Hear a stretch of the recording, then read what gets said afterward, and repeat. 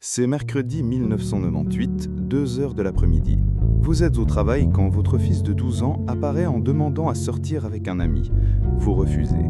Il accepte contrarié et va jouer près de là, au même endroit que d'habitude.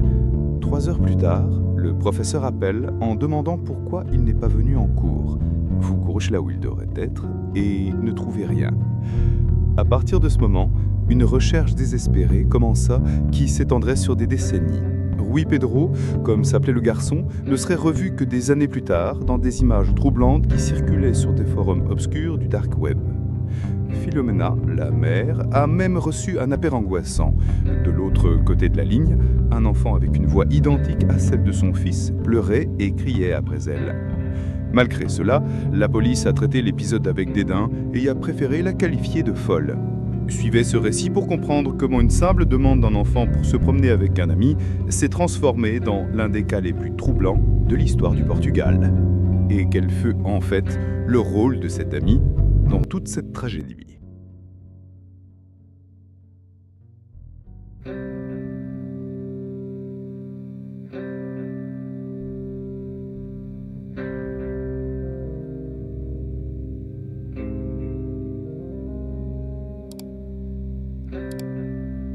Si vous êtes arrivé jusqu'ici et que vous n'êtes pas encore abonné, c'est le moment idéal pour vous inscrire et activer les notifications. Des cas comme celui-ci méritent d'être rappelés. Pour comprendre ce qui s'est réellement passé le 4 mars 1998, il faut remonter un peu dans le temps. La petite ville de Lusada, au nord du Portugal, a toujours été un de ces endroits où tout le monde se connaît. C'était le genre de communauté où les enfants jouaient librement dans les rues, où les parents ne verrouillaient pas leurs portes et où le plus grand scandale résidait dans les ragots du marché local. Filomena Mendonça menait une vie parfaitement organisée. Elle travaillait dans une auto-école, stratégiquement située en face de chez elle, ce qui lui permettait de garder ses enfants sous sa surveillance. Son mari, Manuel, subvenait aux besoins de la famille grâce à l'agriculture, une profession honorable dans la région. Rui Pedro Teixeira Mendonça est né le 28 janvier 1987, apportant une joie immédiate à sa famille. C'était un de ces enfants impossibles à ignorer. Plein d'énergie, toujours souriant, animé d'une véritable passion pour les animaux, qui l'a poussé à collectionner les oiseaux jusqu'à ce qu'il manque de place à la maison. Un jour, il a trouvé un écureuil blessé et lui a construit une cabane dans les arbres. Mais il a été dévasté lorsque l'animal s'est rétabli et s'est enfui le lendemain. Mais Rui n'était pas seulement un rêveur. Il avait de grands projets pour l'avenir, rêvant de devenir footballeur professionnel. Sa sœur Karina, de 3 ans sa cadette, complétait le tableau familial. Ensemble, ils formaient un duo inséparable qui emplissait la maison de rire et de bêtises innocentes. Pour tout observateur extérieur, les Mendonça représentaient le modèle parfait d'une famille portugaise travailleuse et soudée. Mais une ombre planait sur cette harmonie familiale. Alfonso Dias, chauffeur routier de 22 ans, s'était rapproché de la famille au point de profondément perturber certains membres. Alfonso avait rencontré les Mendonça lorsqu'il avait obtenu son permis de conduire à l'auto-école où travaillait Filomena. Issu d'une famille en difficulté financière, Alfonso avait suscité la compassion de Filomena, qui avait commencé à l'aider en l'habillant, en le nourrissant et en effectuant de petits boulots pour qu'il puisse gagner un peu d'argent. Ce qui n'était au départ qu'un geste charitable s'est rapidement transformé en quelque chose de beaucoup plus concret. Alfonso a commencé à rendre visite régulièrement à la famille Mendonça, à jouer avec les enfants et même à les emmener à l'école presque quotidiennement.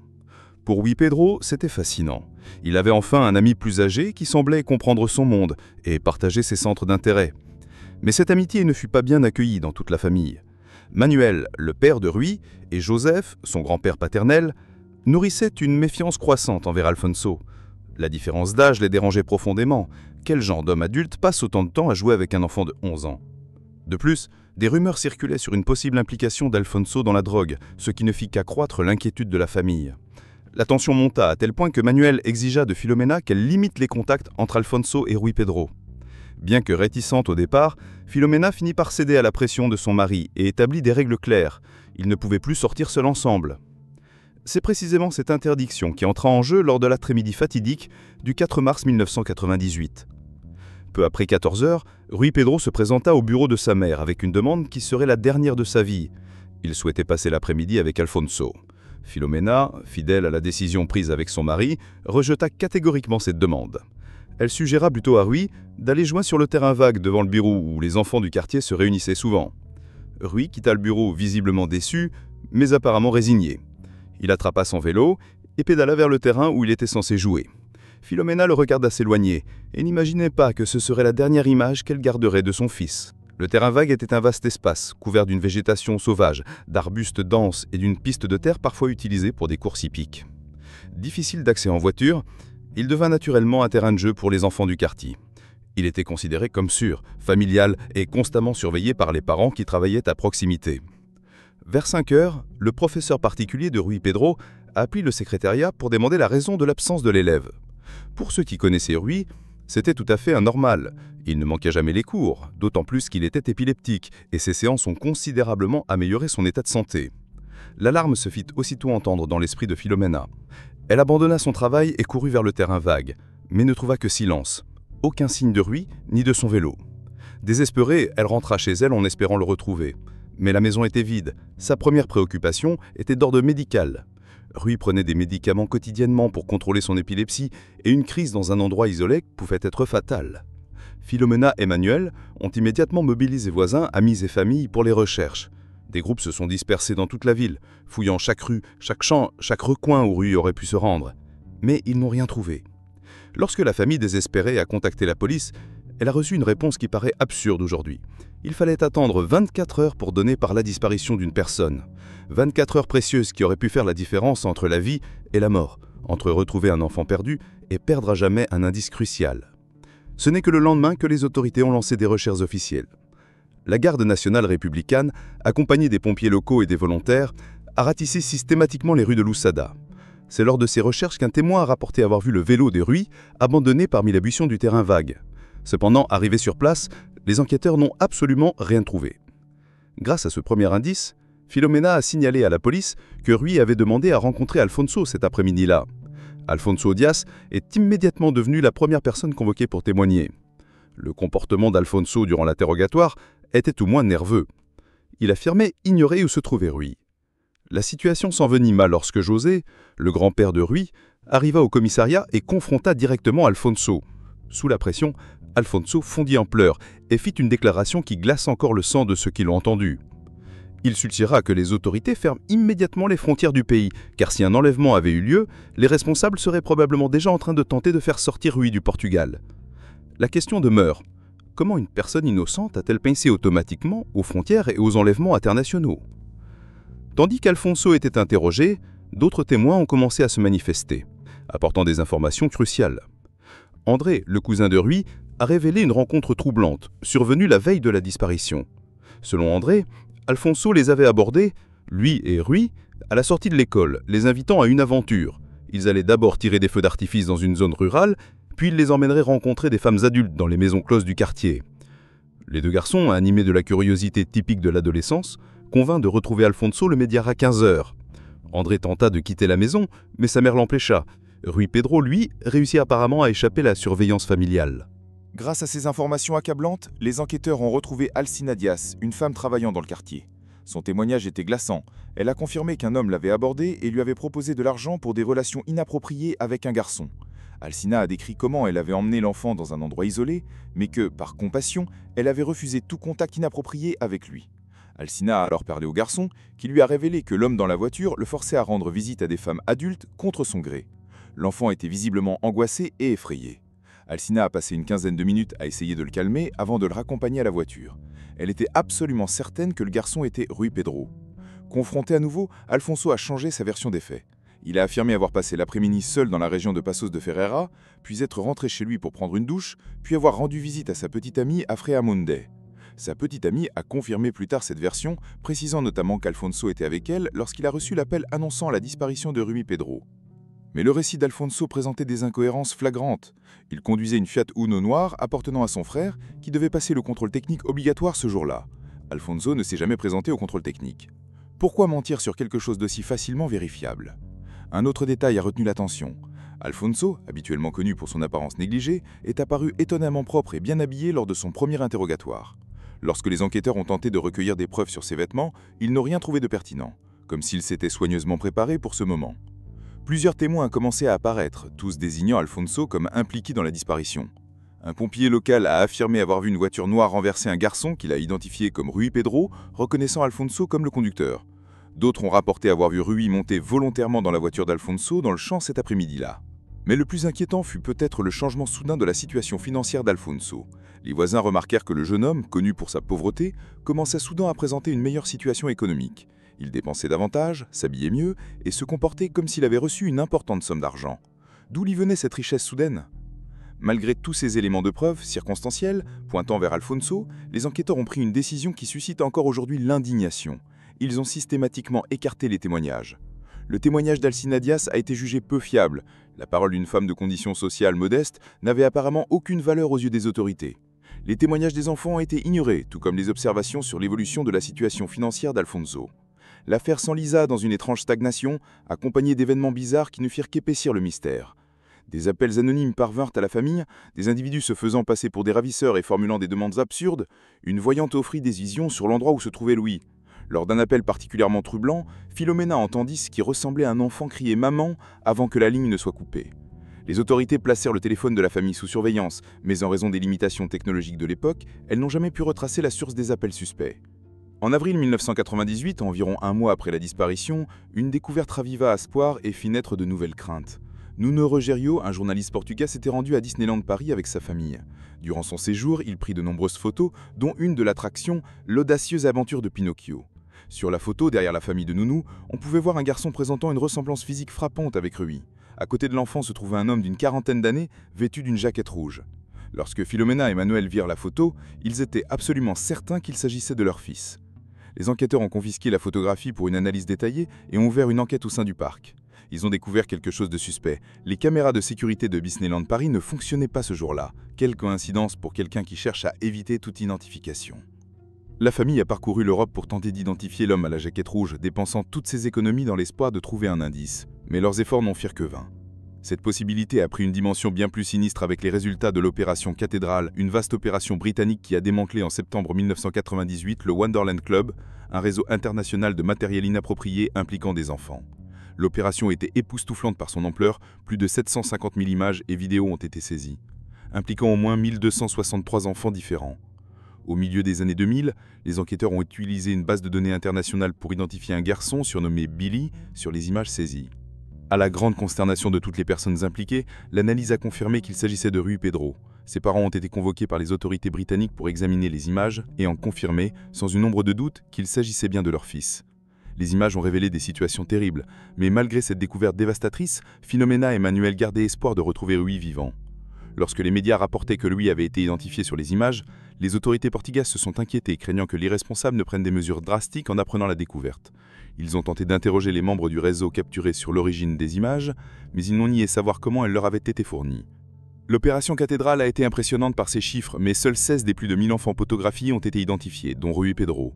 Au cours d'enquêtes parallèles, les autorités portugaises ont découvert l'existence d'un réseau national impliquant des personnalités influentes de la société, médecins, avocats, animateurs de télévision et autres personnalités importantes. Une ancienne femme du milieu a révélé qu'elle avait vu Rui dans une vidéo prétendue par Carlos Silvano, Bibi, chauffeur chargé de transporter des enfants vers des manoirs où ils étaient victimes de mauvais traitements. Carlos Silvano a finalement avoué 639 chefs d'accusation liés aux crimes contre les enfants et à la facilitation du transport d'enfants pour d'autres membres du groupe.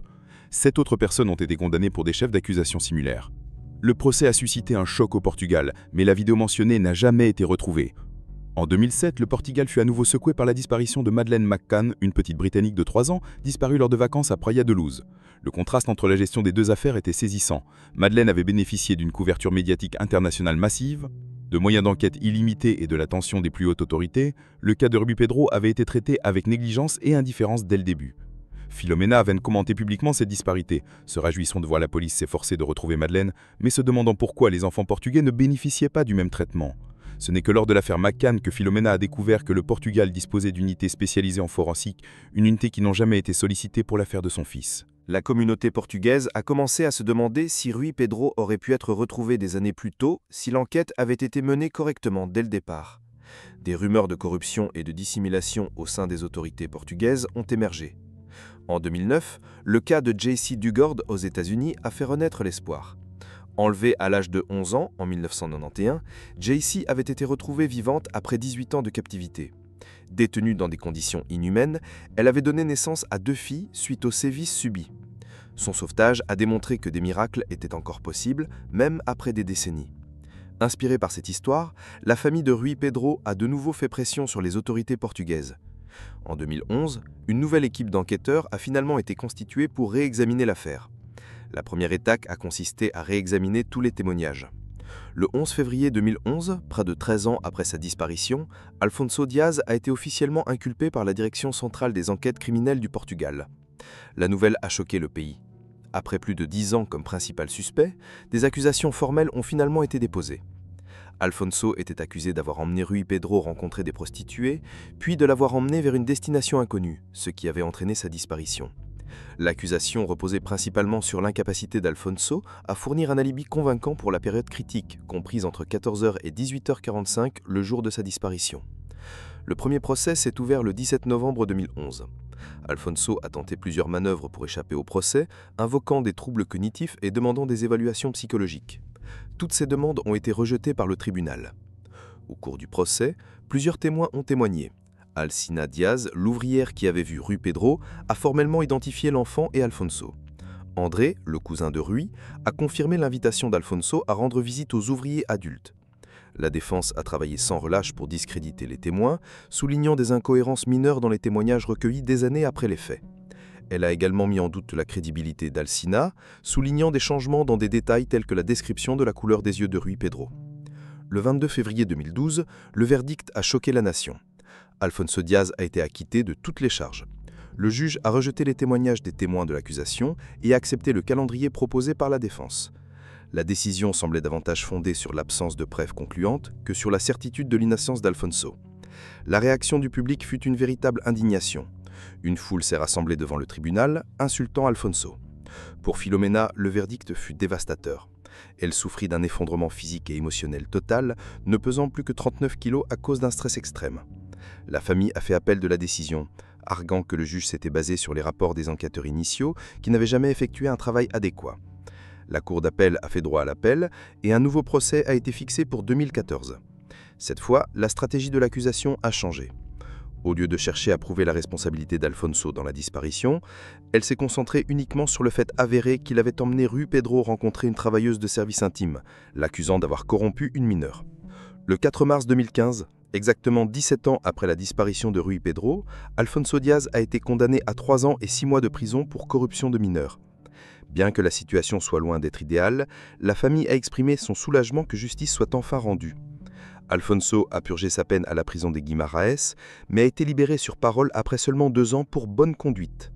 Cette libération anticipée a une fois de plus dévasté la famille de Rui Pedro.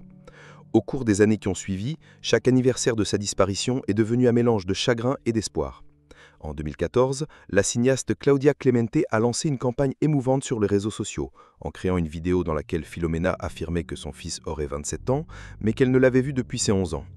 En 2018, une vidéo virale montrait un sans-abri portugais ressemblant physiquement à Rui Pedro, suscitant un espoir momentané qui s'est rapidement transformé en déception lorsque l'homme a été identifié comme Pedro Rubel, sans aucun lien avec l'affaire. En 2019, Filomena a révélé lors d'une interview bouleversante que des personnes lui avaient présenté des vidéos extrêmement choquantes d'enfants victimes de violences, espérant qu'elle puisse identifier son fils. Elle a raconté avoir passé des nuits entières à regarder ces images horribles, à la recherche de la moindre trace de Rui Pedro. En 2020, Filomena a écrit une lettre publique décrivant sa douleur comme un couteau planté dans mon cœur depuis 22 ans, saignant année après année dans une douleur constante et atroce. Elle a raconté comment elle a failli devenir folle, comment elle a été internée pour des problèmes de santé mentale, comment elle s'est battue sans relâche avec les autorités et comment elle a imploré l'aide de tous, des ministres ou papes. Aujourd'hui, Filomena conserve la chambre de Rui Pedro telle qu'elle l'a laissée en 1998. Retraitée pour invalidité, elle se consacre à prendre soin de sa fille Karina tout en préservant la mémoire de son fils disparu. En 2019, Rui Pedro a été officiellement déclaré mort, un acte bureaucratique qui a mis fin aux recherches sur papier, mais pas dans le cœur de ceux qui l'aimaient. Près de 2 décennies après le début de l'enquête, il a été révélé que Filomena avait été harcelée par un des enquêteurs de la police dès le premier jour des recherches pour retrouver son fils. Cette affaire, tenue secrète par la famille pendant des années, a finalement été révélée, ajoutant une nouvelle couche de trahison et d'injustice à la tragédie. La journaliste Anna Leal a consacré des années de sa carrière à enquêter sur cette affaire et a conclu sans hésiter que les autorités avaient échoué dès le départ. Selon ses conclusions, des témoins cruciaux ont été ignorés et des indices importants ont été presque délibérément écartés. Les erreurs commises dès le premier jour de l'enquête ont pratiquement garanti que la famille n'obtiendrait jamais les réponses qu'elle était désespérément recherchée. Dès le départ, le sort de Rui Pedro semblait voué à rester un mystère non résolu. Cette affaire soulève de profondes questions sur la protection de l'enfance, le fonctionnement du système judiciaire et la responsabilité sociale. Comment un enfant a-t-il pu disparaître avec autant de témoins et sans aucune action efficace? Pourquoi certaines vies reçoivent plus d'attention que d'autres? Comment un système peut-il échouer à ce point à protéger les plus vulnérables? L'histoire de Rui Pedro ne concerne pas seulement une famille brisée, elle nous concerne tous. Notre responsabilité collective de protéger les enfants et de ne jamais permettre que des cas comme celui-ci soient oubliés ou négligés. Aujourd'hui, Alfonso Diaz vit comme un homme libre, affirmant son innocence. Rui Pedro est toujours porté disparu. Filomena continue d'attendre. Et le Portugal porte à jamais les stigmates d'une enquête qui a échoué au moment où elle était le plus nécessaire. Cette histoire montre comment les défaillances systémiques peuvent détruire des vies et comment la négligence peut être aussi dévastatrice que le crime. Elle nous rappelle que notre vigilance et notre voix sont essentielles pour protéger les plus vulnérables. Si vous êtes arrivé jusqu'ici, n'hésitez pas à aimer, à vous abonner à la chaîne et à nous faire part de votre avis sur cette affaire dans les commentaires. N'hésitez pas à partager vos suggestions d'autres mystères à retenir. Votre participation contribue à perpétuer ces histoires importantes. À la prochaine.